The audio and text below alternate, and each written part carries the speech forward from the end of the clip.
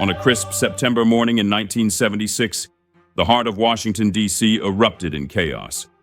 A car bomb detonated on Sheridan Circle, just blocks from Embassy Row, killing Orlando Letelier, a Chilean diplomat, and his young American colleague, Ronnie Moffett. The blast shattered windows, sent pedestrians running, and exposed a chilling truth. This wasn't a random act of violence. It was a calculated assassination, ordered by a foreign dictator and carried out on American soil. Letelier wasn't just any diplomat. He was a vocal critic of Chile's brutal dictator, Augusto Pinochet, and a former ambassador under Salvador Allende, the socialist president ousted in a CIA-backed coup just 3 years earlier. Letelier had come to D.C. to fight for justice, working at a think tank to expose Pinochet's atrocities. But his voice was silenced in the most brazen way possible, right under the nose of the U.S. government. What makes this crime even more shocking? Evidence suggests the U.S. knew it was coming. Declassified files later revealed the CIA had been tracking Chile's secret police, DINA, as they operated in the U.S. So why didn't they stop it? And why, nearly 50 years later, do so few Americans know about this dark chapter in D.C.'s history? This is the story of a murder that unraveled a web of political intrigue, implicating not just a foreign regime but the very corridors of power in Washington. It's a tale of betrayal, complicity, and a fight for truth that continues to echo today. Join us as we uncover the hidden story of Orlando Letelier's assassination and the secrets the U.S. government didn't want you to know. To understand the assassination of Orlando Letelier, we need to step back to the early 1970s, a time when the Cold War cast a long shadow over global politics. Washington, D.C. was more than the U.S. capital. It was a battleground for ideological warfare, where superpowers played deadly games of influence and control. In Chile, a seismic shift had occurred in 1970. Salvador Allende, a Marxist, became the first democratically elected socialist president in Latin America, alarming the United States. The Nixon administration, led by Secretary of State Henry Kissinger, viewed Allende's government as a threat, a potential domino in the spread of communism. Declassified documents later confirmed what many suspected. The CIA worked covertly to destabilize Allende's regime, funneling money to opposition groups and orchestrating economic sabotage. On September 11, 1973, their efforts culminated in a violent coup.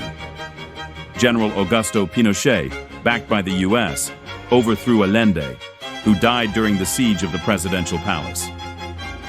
Pinochet's regime unleashed a reign of terror, rounding up thousands of political opponents. Many were tortured, killed, or disappeared.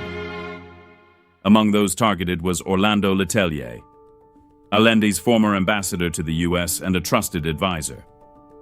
Letelier was arrested, tortured, and held for a year in a remote prison camp before international pressure secured his release. Exiled but undeterred, Letelier arrived in Washington, D.C. in 1975, taking a position at the Institute for Policy Studies, a progressive think tank. From his office on 18th Street, he became a thorn in Pinochet's side, lobbying Congress to cut off U.S. aid to Chile and exposing the regime's human rights abuses. His charisma and intellect made him a powerful advocate and a dangerous enemy. Meanwhile, Pinochet's secret police, known as DINA, were expanding their reach.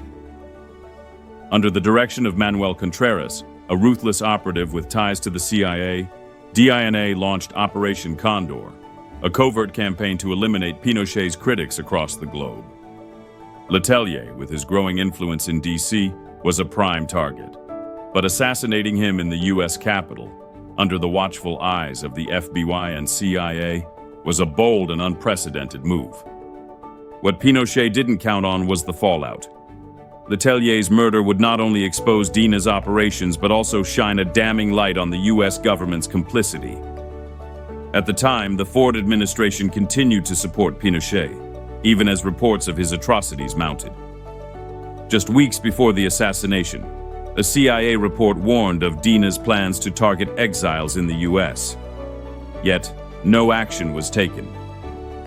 Why? That question lies at the heart of this story, revealing a side of DC politics that's rarely discussed. September 21st, 1976, began like any other day for Orlando Letelier. At 9:15 a.m., he left his home in Bethesda, Maryland, driving his blue Fiat to work. With him were his colleague, Ronnie Moffett, a 25-year-old American, and her husband, Michael, both researchers at the Institute for Policy Studies. The trio chatted about their plans to lobby Congress against Pinochet's regime, unaware that a deadly plan was already in motion. As Letelier's car approached Sheridan Circle, a quiet roundabout near Embassy Row, a remote-controlled bomb attached to the vehicle's undercarriage was detonated. The explosion was deafening, ripping the car apart and sending flames and debris into the air. Letelier's legs were severed. He died within minutes from massive blood loss. Ronnie Moffett, thrown from the car, suffered a severed carotid artery and drowned in her own blood, despite Michael's desperate attempts to save her. Michael survived, but the scene was one of horror. Witnesses described a haze of smoke, shattered glass, and the screams of bystanders. The assassination was no random act.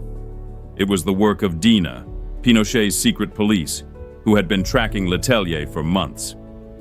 The operation was led by Michael Townley, an American expatriate and DINA agent with a knack for explosives. Townley had entered the US on a false passport, collaborating with a network of anti-communist Cuban exiles in Miami, who shared Pinochet's hatred of leftists like Letelier.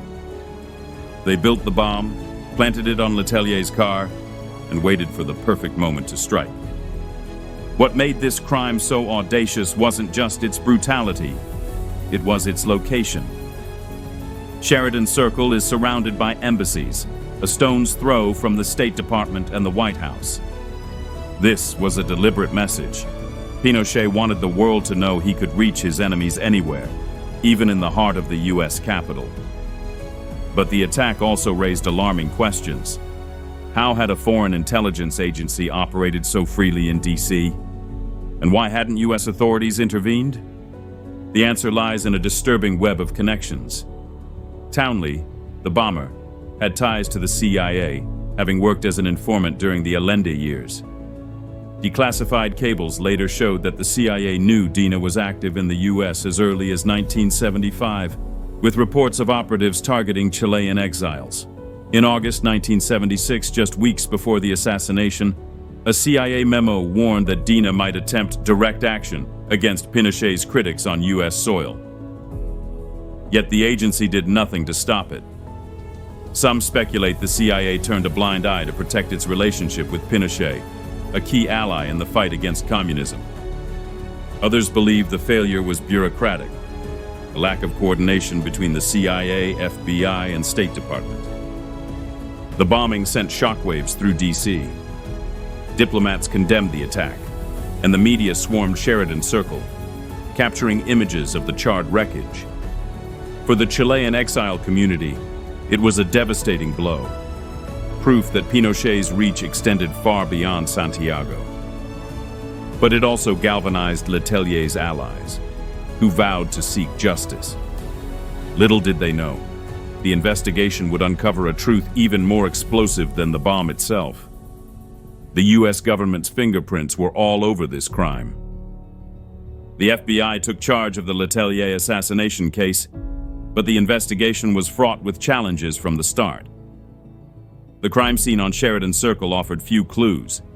The bomb had obliterated much of the evidence, and witnesses could only describe the chaos. Early speculation pointed to a personal vendetta or a random act of terrorism, but the FBI quickly zeroed in on a more sinister possibility. This was a state-sponsored hit. Within weeks, investigators traced the bomb's components to Michael Townley, a shadowy figure with a history of working for Dina. Townley's trail led to a network of Cuban exiles in Miami, known for their anti-communist activities and ties to US intelligence. The FBI's breakthrough came in 1978 when Townley, facing extradition, agreed to cooperate. He confessed to building and planting the bomb, naming DINA chief Manuel Contreras as the mastermind. Contreras, a close ally of Pinochet, had ordered the hit to silence Letelier's growing influence in Washington. But the investigation hit a wall when it came to U.S. involvement. Declassified documents later revealed that the CIA had been aware of DINA's operations in the U.S. for over a year. In 1975, the agency tracked Contreras' visit to Washington, where he met with CIA officials, meetings the CIA claimed were routine. More damning was a 1976 cable from the State Department to its embassy in Chile, acknowledging DINA's plans to target exiles abroad. Yet no warnings were issued to Letelier, and no steps were taken to disrupt DINA's activities. Why? The answer lies in the geopolitical priorities of the time. The Ford administration, like Nixon's before it, saw Pinochet as a bulwark against communism in Latin America. Despite reports of torture and disappearances, the U.S. continued to provide military aid to Chile, and Henry Kissinger personally reassured Pinochet of U.S. support during a 1976 meeting in Santiago, just months before the assassination. Some investigators believe the CIA avoided action to protect this alliance, even at the cost of American lives. Others point to a more systemic failure. Intelligence agencies were so focused on the Soviet threat that they overlooked the dangers posed by their own allies. The case's political implications made it a hot potato in Washington. When the FBI pushed to indict Contreras and other DINA operatives, the State Department hesitated, wary of straining U.S.-Chile relations. Publicly, the Ford administration condemned the assassination, but behind closed doors, officials worked to limit the fallout. Media coverage was intense but short-lived. Major outlets like the Washington Post ran exposés, yet the story faded as other scandals, like the upcoming 1976 election, took center stage. For many, the lack of accountability was the real controversy. If more Americans knew the extent of U.S. complicity, it might have sparked outrage over foreign policy and intelligence oversight. Instead, the case slipped into obscurity, overshadowed by more sensational D.C. scandals like Watergate. But for the families of Letelier and Moffat, the fight for justice became a lifelong mission, one that exposed the dark underbelly of power in the nation's capital. The Letelier assassination case eventually led to convictions, but justice was incomplete. Michael Townley, the bomber, received a reduced sentence in exchange for his testimony and was placed in the Witness Protection Program, a move that infuriated many who saw him as a cold-blooded killer. DINA chief Manuel Contreras and another operative were indicted, but Pinochet refused to extradite them. It wasn't until 1995, after Chile's transition to democracy, that Contreras was convicted in Chile, serving 7 years for the murders. Pinochet himself evaded prosecution until his death in 2006, despite mounting evidence of his role. In Washington, the assassination had a lasting impact. It exposed the dangers of Operation Condor, forcing the U.S. to reckon with its support for authoritarian regimes. The case also spurred legal reforms, including the 1978 Foreign Intelligence Surveillance Act, aimed at improving oversight of intelligence activities on U.S. soil. For the Chilean exile community, Letelier became a martyr, and his widow, Isabel, established the Letelier Moffat Human Rights Awards to honor his legacy. Yet the broader implications of the case remain unsettling. The U.S. government never fully acknowledged its role, and declassified files still leave gaps in the story. Why was Letelier, a peaceful advocate, allowed to become a target? And what does this say about the cost of America's Cold War alliances? These questions linger, especially as modern debates over foreign policy and human rights echo the dilemmas of the 1970s. Today, a small plaque on Sheridan Circle marks the spot where Letelier and Moffat died, a quiet reminder of a crime that shook D.C. Their deaths forced a reckoning with the shadowy intersection of politics and violence, a reckoning that feels just as relevant now, as we grapple with issues of accountability and justice in an increasingly complex world.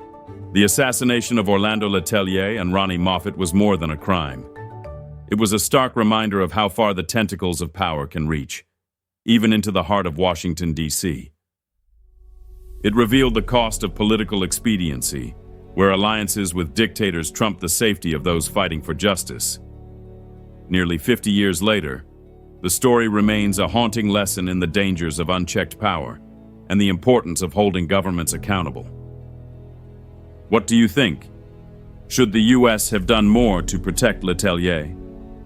And what does this case tell us about the hidden costs of foreign policy? Share your thoughts in the comments below.